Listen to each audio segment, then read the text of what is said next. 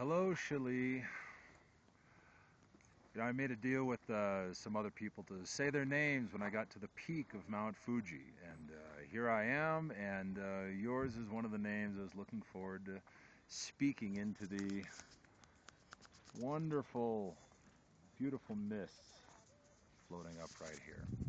And a big smile on my face because I'm imagining a smile on your face when I tell you the story of what it took to get up here. It was absolutely harrowing. And I can imagine your jaw dropping as I tell you about how the guide that I got sort of decided that he was not carrying my heavy pack the entire distance. And he told me this when we were about 1,000 meters from the peak, or 1,000 feet from the peak. And this is the steepest, hardest part of the climb. And he says, no, no, no, the deal was only to get you to here. And then he was done. And it was also getting dark. So I had to carry the pack up the rest of the way, carry the pack myself, find my spot up here, and then set up all of my equipment to take my recordings with my spectrometer, which is the reason I'm here. So I was doing that at night, and one thing you might not know, I didn't really know, but nobody is up on the top of Mount Fuji at night. I'd like to think that it's not because it's dangerous, but there's just no reason to be up here at night, I suppose. So I was all alone in the dark, setting up my equipment on top of Mount Fuji, an active volcano. But I made it. I got it all set up. I had to hike back down that 1,000 feet, which was where my little hut was to sleep the night.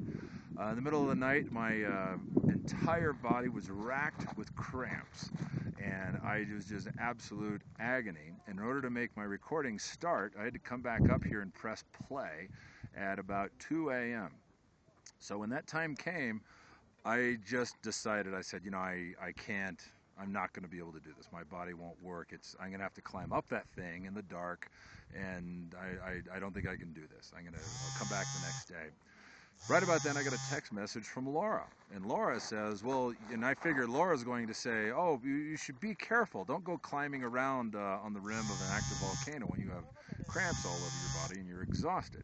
No, that's not what Laura said. Laura said, well, you know, the only way to make cramps go away is actually to get up and walk them off. And as long as you're walking them off, you might as well get your butt up to the top of Mount Fuji. So I did, and I made it, and I had to run past the crowded line of people, and I was just a madman. But I got up here about 5 minutes before sunrise. After that hour-long hike, I pressed play, and I'll tell you what, I burst into tears. I was so overwhelmed. It was a beautiful, beautiful Fuji sunrise, and I got all of my data collected. And anyway, I just want to let you know that I'm thinking of you, and that big smile on your face as you sit there saying, oh my God, oh my God, good for you.